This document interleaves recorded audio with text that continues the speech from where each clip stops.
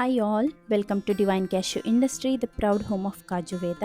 ನಮ್ಮ ಕಾಜು ವೇದ ಪ್ರಾಡಕ್ಟ್ಸ್ ಮಾಡುವಂಥ Divine Cashew ಇಂಡಸ್ಟ್ರಿಯಲ್ಲಿ ಯಾವ ರೀತಿ ಈ ಒಂದು ಕ್ಯಾಶ್ಯೂವಿನ ಪ್ರೊಸೆಸಿಂಗ್ ಆಗ್ತದೆ ಅಂತ ಹೇಳಿ ಇವತ್ತಿನ ವಿಡಿಯೋದಲ್ಲಿ ಶಾರ್ಟ್ ಆ್ಯಂಡ್ ಸ್ವೀಟ್ ಆಗಿ ನಿಮಗೆ ತಿಳಿಸಿಕೊಡ್ಲಿಕ್ಕಿದ್ದೇನೆ. ಫಸ್ಟಿಗೆ ಎಲ್ಲ ಪ್ರೊಸೆಸಲ್ಲಿ ಮೊದಲನೇ ಸ್ಟೆಪ್ ಆಗಿ ಸ್ಟಾರ್ಟ್ ಆಗುವಂಥದ್ದು ಬಾಯ್ಲರಿಗೆ ಬೆಂಕಿ ಹಾಕುವ ಮೂಲಕ. ಇದೊಂದು ಇಂಡಸ್ಟ್ರಿಯಲ್ ಬಾಯ್ಲರ್. ಇದರಿಂದ ನೀರಿನ ಸ್ಟೀಮ್ ಬಿಸಿಯಾಗಿ ಈ ಒಂದು ಕ್ಯಾಶ್ಯೂ ನಟ್ಸ್ ಏನಿದೆ, ಈ ಒಂದು ಗೋಡಂಬಿ ಗೇರು ಬೀಜ ಏನಿದೆ, ಇದು ಬೇಯುವಂಥದ್ದು. ಫಸ್ಟಿಗೆ ಅಲ್ಲಿ ಬೆಂಕಿಯನ್ನು ಹಾಕಲಿಕ್ಕೆ ಇರ್ತದೆ. ಬೆಂಕಿಯನ್ನು ಹಾಕಿದ ನಂತರ ಅಲ್ಲಿಂದ ಸ್ಟೀಮ್ ಬಂದು ಈ ಒಂದು ಟ್ಯಾಂಕ್ ರೀತಿಯಲ್ಲಿ ಏನಿದೆ ನೋಡಿ, ಇದಕ್ಕೆ ಎಂಟರ್ ಆಗುವಂಥದ್ದು. ಈ ಒಂದು ಪರ್ಟಿಕ್ಯುಲರ್ ಟ್ಯಾಂಕಲ್ಲಿಯೇ ಈ ಒಂದು ಗೇರು ಬೀಜ ಏನಿದೆ ಇದು ಬೇಯುವಂಥದ್ದು. ನಾವು ಲೋಕಲ್ ಫಾರ್ಮರ್ಸಿಂದ ಈ ಗೇರು ಬೀಜವನ್ನು ಕಲೆಕ್ಟ್ ಮಾಡಿಕೊಂಡು ಒಣಗಿಸಿ 1 ವರ್ಷ ತನಕ ಸ್ಟೋರ್ ಮಾಡಿ ಇಡ್ತೇವೆ.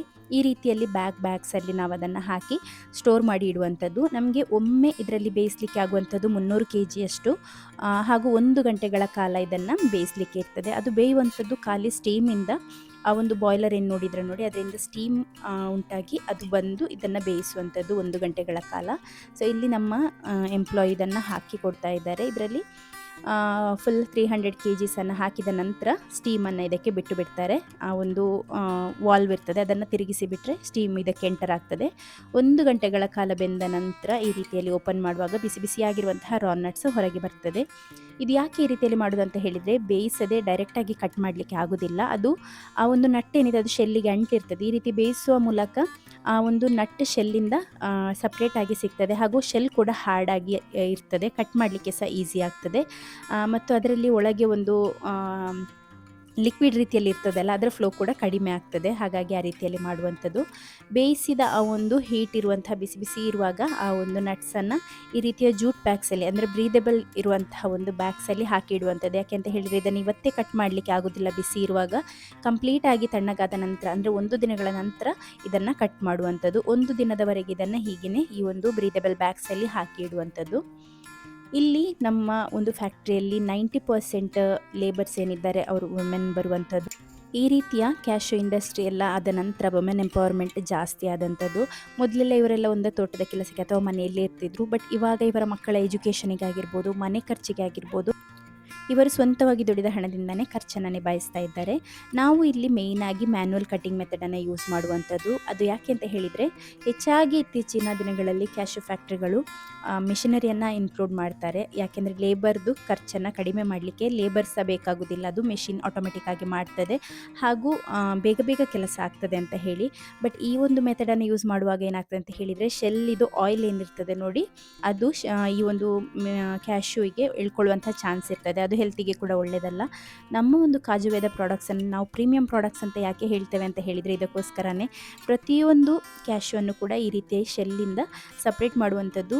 ಈ ರೀತಿಯ ನಮ್ಮ ಲೇಬರ್ಸ್ ಏನಿದ್ದಾರೆ ಅವರು ಕೈಯಿಂದ ಒಂದೊಂದನ್ನು ನಾಜೂಕಾಗಿ ತೆಗೆದು ಸಪ್ರೇಟ್ ಮಾಡಿ ಆ ಒಂದು ಶೆಲ್ ಆಯಿಲ್ ಅದರಲ್ಲಿ ಮಿಕ್ಸ್ ಆಗದ ರೀತಿಯಲ್ಲಿ ಮ್ಯಾನ್ಯುವಲ್ ಕಟ್ಟಿಂಗನ್ನು ಯೂಸ್ ಮಾಡುವಂಥದ್ದು. ಒಬ್ಬೊಬ್ಬರಿಗೆ ಒಂದು ದಿನಕ್ಕೆ ಮ್ಯಾಕ್ಸಿಮಮ್ ಅಂತ ಹೇಳಿದರೆ 40 kg ಕಟ್ ಮಾಡಲಿಕ್ಕೆ ಆಗ್ತದೆ. ಸ್ವಲ್ಪ ಹೊತ್ತು ಈ ರೀತಿಯಲ್ಲಿ ಕಟ್ ಮಾಡ್ತಾರೆ ಮ್ಯಾನ್ಯುವಲಿ, ಅದಾದ ನಂತರ ಮ್ಯಾನ್ಯುವಲಿ ಕೂತ್ಕೊಂಡು ಬಿಡಿಸ್ತಾರೆ.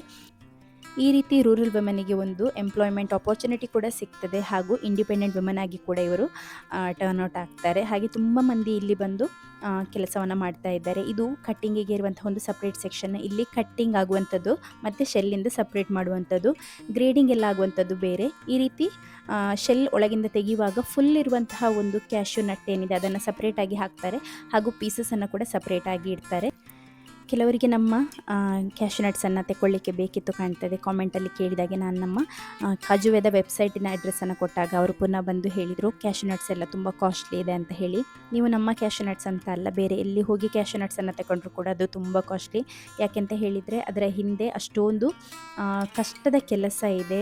ಫಸ್ಟಿಂದ ಕೂಡ, ಬಿಗಿನಿಂಗಿಂದ ಎಂಡ್ ಫಿನಿಶ್ಡ್ ಪ್ರಾಡಕ್ಟ್ ಆಗುವ ತನಕ ಕೂಡ ಅಷ್ಟೊಂದು ಕೆಲಸ ಇದೆ. 100 kg ರಾ ನಟ್ಸನ್ನು ನಾವು ತಗೊಂಡ್ರೆ ಅದರಲ್ಲಿ ನಮಗೆ ಸಿಗುವಂಥದ್ದು 20 kg ಫಿನಿಶ್ಡ್ ಗುಡ್ಸ್ ಮಾತ್ರ. ಅಂದರೆ ಪ್ರತಿ 5 kg ಗೇರು ಬೀಜದಲ್ಲಿ ನಮಗೆ ಸಿಗುವಂಥದ್ದು 1 kg ಅದರ ಒಳಗಿನ ಒಂದು ನಟ್ ಇರ್ತದಲ್ಲ, ಅದು ಮಾತ್ರ ಸಿಗುವಂಥದ್ದು. ಹಾಗಾದರೆ ನೀವು ಯೋಚನೆ ಮಾಡಿ ಅದರ ಹಿಂದೆ ಕೆಲಸ ಎಷ್ಟಿದೆ ಅಂತ ಹೇಳಿ. ಕಟ್ ಮಾಡುವಾಗ 5 kg ಕೂಡ ಕಟ್ ಮಾಡಬೇಕು, 5 kg ಕೂಡ ಪ್ರೊಸೆಸಿಂಗ್ ಮಾಡಬೇಕಲ್ವ. ಸೊ ಅದಕ್ಕೆ ಕ್ಯಾಶ್ಯೂ ತುಂಬ ಕಾಸ್ಟ್ಲಿ.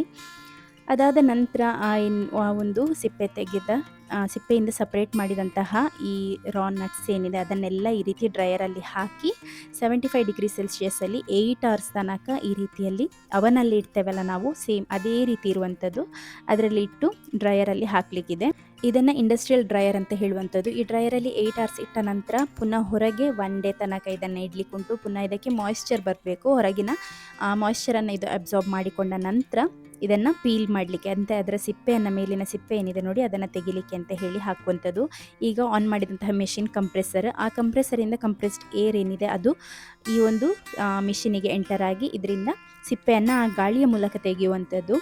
70% ಅಷ್ಟು ಸಿಪ್ಪೆ ಈ ಒಂದು ಮೆಷಿನಲ್ಲಿ ತೆಗೆದು ಸಿಗ್ತದೆ. ಉಳಿದ 30%ಗೆ ನಮ್ಮ ವುಮೆನ್ ಲೇಬರ್ ಏನಿದ್ದಾರೆ, ಅಂದರೆ ಈ ಡೈಲಿ ಮನೆಗೆ ಕೂಡ ಕೊಂಡೋಗ್ತಾರೆ ಪೀಲ್ ಮಾಡಲಿಕ್ಕೆ ಅಂತ ಹೇಳಿ, ಹೌಸ್ ಪೀಲಿಂಗ್ ಅಂತ ಹೇಳ್ತಾರೆ. ಈ ಕೆಲವು ಕಡೆ ಬೇರೆ ಕಡೆ ಕೆಲಸಕ್ಕೆಲ್ಲ ಹೋದ ಹೆಂಗಸರು ಮನೆಗೆ ಹಿಂದೆ ಬರುವಾಗ ಕ್ಯಾಶ್ಯೂವನ್ನು ಸ್ವಲ್ಪ ಅವರಿಗೆ ಎಷ್ಟಾಗ್ತದೆ ಅಷ್ಟು ಕ್ಯಾಶ್ಯೂವನ್ನು ಇಲ್ಲಿಂದ ತಗೊಂಡು ಹೋಗಿ ಅದರ ಸಿಪ್ಪೆಯನ್ನು ತೆಗೆದು ನೆಕ್ಸ್ಟ್ ಡೇ ತಂದು ಕೊಡ್ತಾರೆ. ಹಾಗೆ ಕೂಡ ಅರ್ನ್ ಮಾಡುವವರು ತುಂಬ ಮಂದಿ ಇದ್ದಾರೆ ಪಾರ್ಟ್ ಟೈಮ್ ರೀತಿಯಲ್ಲಿ. ಸೊ ಮತ್ತು ಕೆಲವರು ಫುಲ್ ಡೇ ಇಲ್ಲಿ ಜಾಬ್ ಮಾಡಿ ಇಲ್ಲಿಂದ ಹೋಗುವಾಗ ಕೂಡ ಮನೆಗೆ ಕೊಂಡೋಗಿ ಆ ಕೆಲಸವನ್ನು ಮಾಡಿ ತರ್ತಾರೆ. ಮಿಷಿನಲ್ಲಿ ಸಿಪ್ಪೆ ತೆಗೆದ ನಂತರ, ಮನೆಯಿಂದ ಸಿಪ್ಪೆ ತೆಗೆದ ನಂತರ ಉಳಿದ ಈ ಒಂದು ಪೀಸಸ್ ಏನಿದೆ ಅದನ್ನೇ ಈ ಒಂದು ಪೀಸ್ ಸೆಪ್ರೇಟರ್ ಮೆಷಿನಿಗೆ ಹಾಕಿ ಕೊಡುವಂಥದ್ದು. ಇದರಲ್ಲಿ ಬೇರೆ ಬೇರೆ ಸೈಜಿನ ಪೀಸಸ್ ಬೇರೆ ಬೇರೆ ಇದರಲ್ಲಿ ಹೋಗಿ ಬೀಳ್ತದೆ. ಸೊ ಅಲ್ಲಿಂದ ನೆಕ್ಸ್ಟ್ ಗ್ರೇಡಿಂಗಿಗೆ ಹೋಗ್ತದೆ ಅದು. ಈ ರೀತಿ ಪೀಸ್ ಸೆಪ್ರೇಟರ್ ಮೆಷಿನಿಗೆ ಹಾಕೋದ್ರಿಂದ ಗ್ರೇಡಿಂಗಿಗೆ ಈಸಿ ಆಗ್ತದೆ. ಮ್ಯಾನ್ಯುವಲಿ ಗ್ರೇಡಿಂಗ್ ಮಾಡುವಾಗ ಅವರಿಗೆ ಒಂದೊಂದು ಸಪ್ರೇಟ್ ಪ್ರತಿಯೊಂದು ಪೀಸಸನ್ನು ಹೆರಕಬೇಕಂತ ಇಲ್ಲ. ಆ ಒಂದು ಸಪ್ರೇಟ್ ಮಾಡಿದಂಥ ಪೀಸಸಲ್ಲಿ ಎಕ್ಸ್ಟ್ರಾ ಇರೋದನ್ನು ಹೆರಕಿದ್ರೆ ಆಯಿತು. ಅದಾದ ನಂತರ ನೋಡಿ, ಇಲ್ಲಿ ಈ ಒಂದು ಮೆಷಿನ್ ಏನಿದೆ ಇದು ಮೇಯ್ನ್ ರೋಲ್ ಪ್ಲೇ ಮಾಡ್ತದೆ. ಇದು ಸಾರ್ಟೆಕ್ಸ್ ಅಂತ ಹೇಳಿ ಕಲರ್ ವೈಸ್ ಕ್ಯಾಶ್ಯೂವನ್ನು ಸಾರ್ಟ್ ಮಾಡ್ತದೆ. ಇದರಲ್ಲಿ ಹೈ ಸ್ಪೀಡ್ ಕ್ಯಾಮರಾಸ್ ಇರೋದ್ರಿಂದ ಫಾಸ್ಟಾಗಿ ಮೇಲಿಂದ ಕೆಳಗೆ ಕ್ಯಾಶ್ಯೂ ಬೀಳುವಾಗ ಅದು ರಿಜೆಕ್ಷನ್ ಅಂತ ಹೇಳಿ ಒಂದು, ಮತ್ತು ಇನ್ನೊಂದು ಫಸ್ಟ್ ಕ್ವಾಲಿಟಿ ಸೆಕೆಂಡ್ ಕ್ವಾಲಿಟಿ ಅಂತ ಎರಡು ರೀತಿಯಲ್ಲಿ ಕಲರ್ ವೈಸಲ್ಲಿ ಇದನ್ನು ಡಿವೈಡ್ ಮಾಡ್ತದೆ. ಈ ರೀತಿಯಲ್ಲಿ 3 ಗ್ರೇಡ್ಸಿಗೆ ಬೀಳ್ತದೆ. ಅದಾದ ನಂತರ ಎಲ್ಲ ಮೆಷಿನ್ ಕೆಲಸ ಮಾಡಿದರೂ ಕೂಡ ಫೈನಲ್ ಗ್ರೇಡಿಂಗ್ ಆಗುವಂಥದ್ದು ಇಲ್ಲಿ ನಮ್ಮ ಲೇಡೀಸ್ ಏನಿದ್ದಾರೆ, ನಮ್ಮ ಲೇಡೀಸ್ ಸ್ಟಾಫ್ಸ್ ಏನಿದ್ದಾರೆ, ಇವರು ಇಲ್ಲಿ ಕೂತ್ಕೊಂಡು ಗ್ರೇಡಿಂಗನ್ನು ಮಾಡ್ತಾರೆ. ಪ್ರತಿಯೊಂದು ಕ್ಯಾಶ್ಯೂನ್ನು ಕೂಡ ಈ ರೀತಿಯಲ್ಲಿ ಸಪ್ರೇಟಾಗಿ ಗ್ರೇಡ್ಸ್ ಸರಿ ಇದೆಯಾ ಅಂತ ಹೇಳಿ ನೋಡಿ, ಪೀಸಸನ್ನು ಸಪ್ರೇಟಾಗಿ ಹಾಗೂ ಹೋಲ್ ಕ್ಯಾಶ್ಯೂವನ್ನು ಸಪ್ರೇಟಾಗಿ ಗ್ರೇಡಿಂಗ್ ಮಾಡಿ ಅದರಲ್ಲಿ ಬೇರೆ ಬೇರೆ ಗ್ರೇಡ್ಸ್ ಇದೆ ಆಯಿತಾ. ವೈಟ್ ಇರುವ ಕ್ಯಾಶ್ಯೂಸನ್ನು W ಅಂತ ಹೇಳ್ತಾರೆ, ಅಂದರೆ ಮತ್ತು ಸ್ವಲ್ಪ ಕೆಂಪಾಗಿರ್ತದಲ್ಲ ಆ ಕ್ಯಾಶ್ಯೂನ S ಅಂತ ಹೇಳಿ. ಈಗ S240, W240 ಅಂತ ಹೇಳಿ ಬೇರೆ ಬೇರೆ ಗ್ರೇಡ್ಸ್ ಇದೆ. ಅದರಲ್ಲಿ 180 ಅಂತ ಹೇಳಿದರೆ ದೊಡ್ಡ ಕ್ಯಾಶ್ಯೂನ 180 ಅಂತ ಹೇಳ್ತಾರೆ, 240, 320 ಆ ರೀತಿಯಲ್ಲಿ SSW ತುಂಬ ಗ್ರೇಡ್ಸ್ ಇದೆ. ಕ್ಯಾಶ್ಯೂಯಲ್ಲಿ ನಾವು ಎಷ್ಟು ಆಗ್ತದೆ ಅಷ್ಟು ಗ್ರೇಡ್ಸನ್ನು ಮಾಡ್ಬೋದು.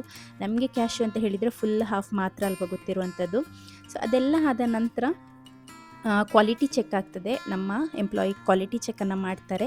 ಕರೆಕ್ಟ್ ಅದಕ್ಕೆ ಕೌಂಟೆಲ್ಲ ಸಿಗಲಿಕ್ಕುಂಟು. ಈ ಒಂದು ಗ್ರೇಡಿಗೆ ಇಷ್ಟು ಕ್ಯಾಶ್ಯೂನ ತಗೊಂಡ್ರೆ ಇಷ್ಟೇ ಕೌಂಟ್ ಬರಬೇಕಂತ ಹೇಳಿ ಆ ರೀತಿ ಬಂದಿದೆ, ಆದರೆ ಮಾತ್ರ ಗ್ರೇಡಿಂಗ್ ಪರ್ಫೆಕ್ಟ್ ಆಗಿದೆ ಅಂತ ಹೇಳಿ ಆ ಒಂದು ಪರ್ಫೆಕ್ಷನ್ ಎಲ್ಲ ಅಚೀವ್ ಮಾಡಿದ ನಂತರ ಪುನಃ ಈ ಒಂದು ನಟ್ಸ್ ಏನಿದೆ, ಪ್ರಿಪೇರ್ಡ್ ಆಗಿರುವಂತಹ ಫಿನಿಶ್ಡ್ ನಟ್ಸ್ ಏನಿದೆ ಇದು ಡ್ರೈಯರಿಗೆ ಹೋಗ್ತದೆ. ಇನ್ನೊಂದು ರೌಂಡ್ ಫುಲ್ ಮಾಯಿಶ್ಚರ್, ಈಗ ಹೊರಗೆ ಇದ್ದು ಮಾಯಿಶ್ಚರ್ ಬಂದಿರ್ತದಲ್ಲ, ಫುಲ್ ಮಾಯಿಶ್ಚರನ್ನೆಲ್ಲ ತೆಗೆದ ನಂತರ ಅಗೇನ್ ಫಸ್ಟಿಗೆ ಹಾಕಿದ ಡ್ರೈಯರಲ್ಲಿ ಹಾಕ್ತೇವೆ. ಅದಾದ ನಂತರ ಈ ರೀತಿಯಲ್ಲಿ ಪ್ಯಾಕ್ ಆಗುವಂಥದ್ದು. ಯಾವ ರೀತಿ ಡಿಮ್ಯಾಂಡ್ ಇರ್ತದೆ ಎಕ್ಸ್ಪೋರ್ಟಿಗೆಲ್ಲ ಆದರೆ ಬಾಕ್ಸಸ್ಸಲ್ಲಿ ಎಲ್ಲ ಹೋಗ್ತದೆ, ಮತ್ತು ವ್ಯಾಕ್ಯೂಮ್ ಸೀಲ್ಡ್ ಆಗಿ ಆ ರೀತಿ ಕೂಡ ಹೋಗ್ತದೆ. ಮತ್ತು ಬಲ್ಕಲ್ಲಿ ಯಾವ ರೀತಿ ಈಗ 15 kg 10 kg ಬ್ಯಾಗ್ಸ್ ಬೇಕಾದರೆ ಆ ರೀತಿಯಲ್ಲಿ ಚಿಕ್ಕ ಚಿಕ್ಕ ಪೌಚಸ್ ಅದನ್ನೆಲ್ಲ ಇದೆ, ಅದೆಲ್ಲ ಮಾಡಿ ಕೊಡ್ತಾರೆ.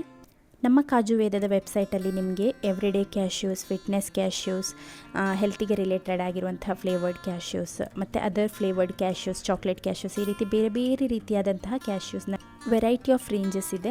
ಅದರಲ್ಲಿ ನಿಮಗೆ ಬೇಕಾದಂಥ ನೀವು ಸೆಲೆಕ್ಟ್ ಮಾಡಿ ಆರ್ಡ್ರ್ ಮಾಡಿದರೆ ನಾವು ನಿಮ್ಮ ಡೋರ್ ಸ್ಟೆಪ್ಪಿಗೆ ಇದನ್ನು ತಲುಪಿಸ್ತೇವೆ. ಎವ್ರಿಡೇ ನೀವು ನಮ್ಮ ಕಾಜು ವೇದದ ಪ್ರಾಡಕ್ಟ್ಸನ್ನು ಎಂಜಾಯ್ ಮಾಡ್ಬೋದು.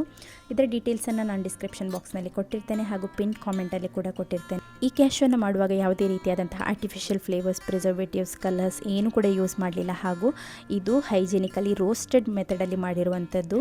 ನನ್ನ ಹಸ್ಬೆಂಡಿನ ಜಾಬ್ ಏನಂತ ಕೇಳ್ತೀರಲ್ಲ, ಸೊ ಈ ಒಂದು ಡಿವೈನ್ ಕ್ಯಾಶ್ಯೂ ಇಂಡಸ್ಟ್ರಿ ನನ್ನ ಹಸ್ಬೆಂಡೇ ನಡೆಸ್ತಾ ಇರುವಂಥದ್ದು. ಅವರ ಒಂದು ಶ್ರಮದ ಫಲ ಇದು, ಹಾಗೂ ಈ ಒಂದು ಕಾಜು ವೇದ ಅನ್ನುವಂಥದ್ದು dream project. So thanks for watching. Bye.